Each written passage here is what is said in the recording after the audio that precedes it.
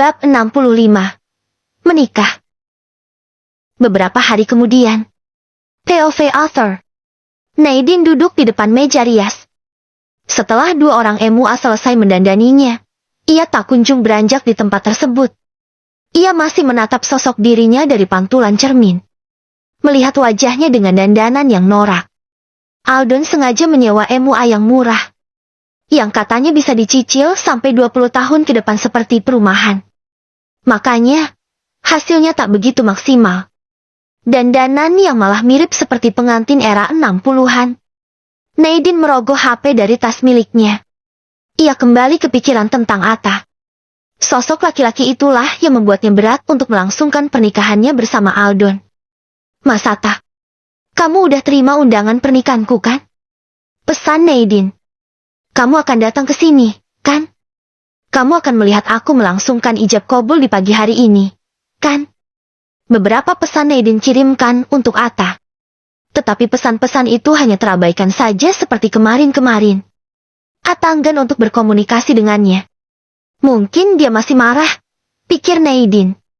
Nadine pun meletakkan kembali HP-nya ke dalam tas. Pikirannya semakin tak tenang. Karena ia seperti belum mendapatkan restu dari Atta. Laki-laki yang diam-diam ia cintai belakangan ini. Tap, tap, tap. Suara langkah terdengar. Seketika Nadine melihat sosok menakutkan masuk ke ruangan ini. Nadine terlonjak kaget. Ia cepat-cepat berdiri dari tempat duduknya. Ia langsung menengok ke arah sosok menyeramkan tersebut. Siapa kamu? Lantang Nadine sambil mengacungkan pucukan sisir ke arah si sosok menakutkan. Ini Mama, Din. Ucap si sosok menakutkan. Mama? Iya, Mama. Kok dandanan Mama kayak Nyi Blorong? Mama juga sebel dengan dandanan Mama sendiri. Aldon tuh, nyewa MUA murahan. Jadinya kayak gini. Rutuk Miranda sambil duduk di kursi di samping Nadine. Nadine pun sekuat tenaga menahan tawa, lalu kembali terduduk seperti semula. Din! Panggil Miranda. Ya, Ma. Nadine menengok ke arah sang mama. Apa kamu sudah yakin dengan keputusan ini? Nadine merundukkan wajahnya. Iya, Ma, Nadine sudah yakin. Lirihnya. Mama tahu, kamu terpaksakan melakukannya. Kamu mau menikah dengan Aldon karena demi kami. Karena kamu ingin menyelamatkan perusahaan. Benar, kan? Kali ini Nadine terdiam. Tak ingin terang-terangan membenarkan ucapan Miranda. Sayang. Lirih Miranda sambil mengelus konde di kepala Nadine. Konde yang ada bintik-bintik hitam kroget-kroget di dalamnya. Kayaknya kutu. Kondenya berkutu. Seharusnya kamu tak perlu berbuat seperti ini. Kamu tak perlu mengorbankan dirimu hanya demi kami. Mama yakin, kita pasti memiliki jalan keluar yang lain selain pernikahan ini. Jalan keluar seperti apa, Ma?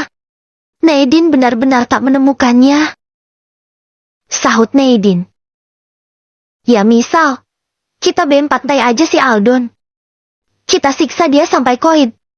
Setelah itu, M4-nya kita pecel-pecel. Lalu kita kasihkan ke kambing tetangga belakang rumah. Beres kan? Aku nggak yakin. Si kambing doyan dagingnya si Aldon. Kenapa nggak doyan? Si Aldon banyak panunya. Mah, si kambing pasti tak mau ketularan. Dia kan kambing yang cinta kebersihan. Huff. Miranda tampak menghela nafas. Idenya ternyata kurang cemerlang. Memang pernikahan inilah jalan satu-satunya. Mah, tak ada yang lain. Tapi Mama tenang saja. Setelah Nadine berhasil merebut kembali perusahaan, Nadine akan segera bercerai dengan Aldon. Nadine akan meninggalkannya. Tutur Nadine. Ia mantap mengatakannya. Ya sudah. Terserah kamu, Nadine. Tetapi yang pasti, Mama selalu mendoakan kebahagiaanmu. Mama tak rela jika hidupmu sengsara. Apalagi karena ulah laki-laki biar tigangsek seperti Aldon. Kata Miranda. Nadine pun segera mendekat ke arahnya. Ia memeluk tubuh sang mama dengan begitu erat. Kamu benar-benar jahat sama aku, Don. Ucap Mora. Kini ia dan Alden diam-diam saling bertemu sebelum acara ijab kabul berlangsung. Kamu tega-teganya berbuat kayak gini sama aku. Tambahnya sambil terisak. Maaf, Mora. Ini itu demi rencana kita. Sahut Aldon. Rencana yang seperti apa? Hah? Suara Mora sedikit meninggi. Rencana untuk menguasai semua harta yang dimiliki oleh Baskoro. Alasan? Bukankah kamu sudah mendapatkannya? Kamu sudah mendapatkan perusahaan mereka. Kamu sudah berhasil menguasainya. Timpal Mora. Apa yang aku miliki masih belum membuatku tenang. Sayang. Maksudnya? Mora kebingungan dengan ucapan Aldon. Sewaktu-waktu surat perjanjian yang aku palsukan bisa saja akan terbongkar. Pikirku, jika aku sudah berhasil menikahi Nadine, misal hal itu terjadi pun, tak akan jadi masalah buatku. Aku akan tetap menjadi pemimpin perusahaan itu. Karena aku tak akan melepaskan Nadine. Aku akan tetap memperdayainya. Tutur Aldon. Sebetulnya hal itu hanya alasannya saja. Ia sengaja berbohong pada Mora. Sesungguhnya, ia memang ingin menikahi Nadine karena rasa ingin memiliki. Karena walaupun ia telah berkhianat dengan Mora, tetapi hatinya masih tertuju pada Nadine. Ia tak ingin kehilangan sosok wanita tersebut. Lalu aku bagaimana, Don? Lirih Mora. Bagaimana apanya? Kapan kamu akan menikahiku? Nanti kalau sudah lebaran kucing. Klek. Lebaran kucing? Kapan itu? Tanya Mora. Ya kalau kucingnya pas ngerayain lebaran. Memang ada ya kucing yang ngerayain lebaran? Adalah. Oh, gitu. Baru tahu aku. Mora manggut-manggut. Ia percaya begitu saja. Jadi sekarang, kamu tak perlu khawatir ya, sayang. Kamu sabar saja. Nanti suatu saat aku pasti akan kembali padamu. Nanti kita akan menikah, punya anak, dan hidup bahagia selamanya. Tutur Aldon sambil memeluk tubuh Mora. Baiklah, sayang. Aku akan sabar menunggumu. Balas Mora. Aldon pun tersenyum menyeringai. Lagi-lagi dengan mudah ia selalu berhasil memperdayai seorang wanita. Nadine dan Aldon duduk berdampingan di depan para tamu undangan. Mereka berdua sedang menunggu seorang penghulu yang akan menikahkan mereka sebentar lagi. Nadine, sayang, siap-siaplah, kamu akan menjadi istriku setelah pernikahan ini. Bisik Aldon sambil tersenyum penuh kemenangan. Tapi jangan harap aku akan menjadi istrimu yang baik, Don. Balas Nadine. Ia tak bisa menyembunyikan kebenciannya terhadap Aldon. Terserah. Yang penting aku akan menikmati tubuhmu malam ini juga. Ucap Aldon sambil garuk-garuk lehernya. Hingga serpihan panunya bertebaran kemana-mana. Nadine begitu melihat panu tersebut langsung merinding. Ia tak bisa membayangkan nanti malam ia akan bersentuhan langsung dengan panu-panu tersebut. Kok penghulunya lama ya? Rutuk Aldon sambil melihat jam yang melingkar di tangannya. Jam dore berwarna pink muda dengan lampu kelap-kelip berwarna-warni. Tap, tap, tap. Terdengar suara langkah kaki yang masuk ke dalam gedung yang disewa untuk pernikahan ini. Rupanya si penghulu yang dinanti-nanti. Sorry, guys. Telah. Tadi lagi berada di istana negara. Ucap si penghulu sambil duduk di depan Aldon dan Nadine. Juga Baskoro. Wih, istana negara. Pak penghulu tadi lagi ada rapat penting dengan Pak Presiden ya? Tanya Aldon. Enggak juga. Terus? Lagi ngosek WC di kamar mandinya. Selain jadi penghulu, aku kan juga jadi at di sana. Klek. Aldon tampak menelan ludah mendengar kejujuran dari Pak penghulu. Bisa kita mulai sekarang ijab kabulnya? Apa kalian sudah siap? Tanya Pak Penghulu. Sudah, Pak. Kami sudah siap. Mari kita mulai ijab kabulnya. Timpal Aldon. Ia terlihat sudah sangat tak sabar. Baiklah. Sekarang wali perempuan dan calon pengantin laki-laki harus saling berjabat tangan. Titah Pak Penghulu. Aldon pun segera mengulurkan tangannya ke arah Baskoro. Tetapi Baskoro belum mau menyambut uluran tangan tersebut. Ia seperti jijik jika harus menyentuh laki-laki biar tigangsek seperti Aldon. Ayo, Pak. Bapak harus menjabat tangan calon mempelai laki-laki. Paksa Pak Penghulu. Maka akhirnya, Baskoro pun melakukannya juga. Baiklah. Sekarang saya akan memulai sesi ijab kabul ini. Mohon untuk seluruh tamu-tamu yang datang ikut menyaksikan, dan ikut menjadi saksi atas pernikahan mereka. Ujar Pak Penghulu. Bismillahirrahmanirrahim. Pak Penghulu mengawalinya dengan basmalah. Mari, Pak.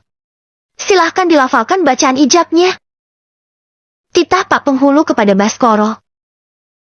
Baik, Pak. Baskoro tampak menghela nafas sebelum berucap. Jalangkung jalangsep, datang tak dijemput, pulang tak diantar. Ucap Baskoro lantang. Lah, lah, lah, lah, lah. Semua orang tertegun dengan apa yang diucapkan Baskoro. Maaf, Pak. Itu mantra pemanggil hantu, Pak. Bukan lafal ijab kabul. Celetuk Pak Penghulu. Wah ya lupa. Sorry. Soalnya semalam sibuk begadang nyari nomor tok 3 dikuburkan. Biar kembali kaya. Jeti sekarang malah keliru baca mantra itu. Hehehe. Terang Baskoro sambil terkekeh. Sedang semuanya tampak menelan ludah. Oke. Mari kita ulangi. Ajak Pak Penghulu. Baskoro dan Aldon pun kembali berjabatan tangan. Aku nikahkan engkau dan aku kawinkan kau dengan pinanganmu. Puteriku Glory Bernadine Baskoro dengan mahar uang 10.000 rupiah dibayar hutang. Lantang Baskoro. Setelah itu Aldon pun langsung menyahutinya. Saya terima nikah dan kawinnya Glory Bernadine Baskoro binti Baskoro dengan Maska. Au. Tiba-tiba terdengar suara seperti Tarzan begitu lantang. Tampak rombongan Pak Polisi datang bersama sosok Atta. Mereka menghentikan sesi ijab kabul yang tengah berlangsung. Semua orang pun terkejut dengan kedatangan mereka. Terutama Aldon. Itu, Pak, yang bernama Aldon. Silahkan Bapak menangkapnya. Atta menunjuk sosok Aldon yang semula duduk berdampingan dengan Nadine. Rombongan Pak Polisi pun segera mendekat ke arah Aldon. Apa-apaan ini? Lantang Aldon sambil beranjak berdiri. Saya membawa surat izin penangkapan untuk membawa Anda ke kantor polisi. Ucap salah satu polisi.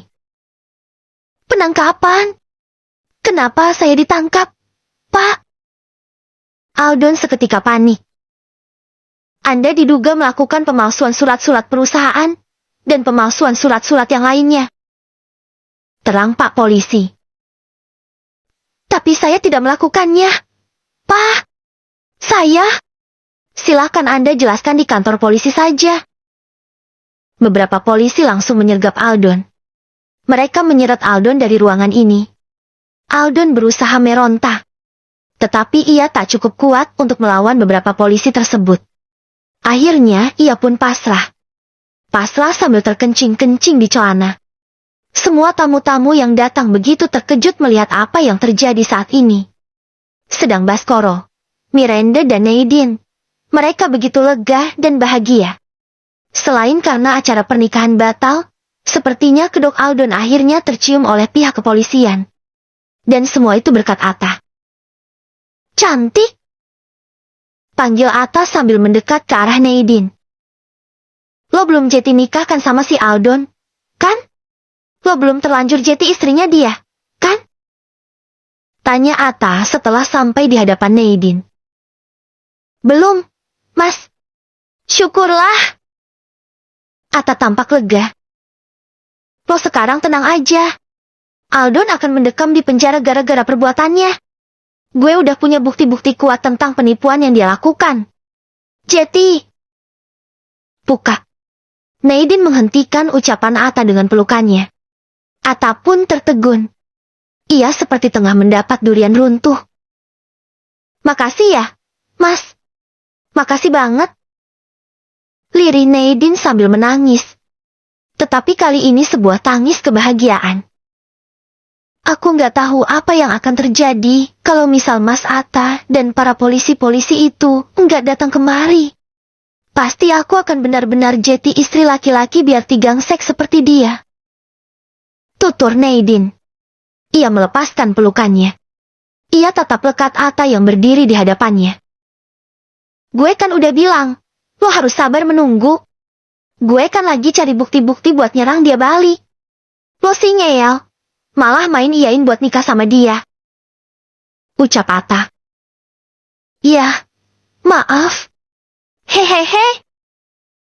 Si cantik terkekeh. Tapi yang penting sekarang aku seneng banget. Aku gak jadi nikah sama Aldon. Nanti aku bisa nikah sama Mas Atta. Apa? Lo bilang apa? Atta terkejut dengan ucapan Nadine yang kelepasan bicara. Mas. Nadine terbata. Anu apa? Ya pokoknya anu. Kok? Anu? Kan kata Mas Atta kata anu, banyak artinya. Ya Mang. Tapi gue tuh cuma nanya. Lo tadi bilang apa? Coba ulangi. Ya anu itu. Kok? Anu? Tadi kan bukan anu. Pokoknya anu aja lah. Anjir. Gak jelas banget. Rutuk Atta. Udah yuk, Mas. Kita pergi dari sini. Kita rayain kemenangan kita ini. Nadine menggeret pergelangan tangan Atta. Tunggu. Tik. Cegah Atta. Kenapa, Mas? Kita makan itu dulu ya. Gue kesini kan juga karena pengen makan itu. Hehehe. Atta menunjuk jadah, jenang, lemper dan arem-arem yang terhidang di atas meja. Makanan yang sebetulnya sengaja disuguhkan di acara pesta pernikahan yang baru saja batal.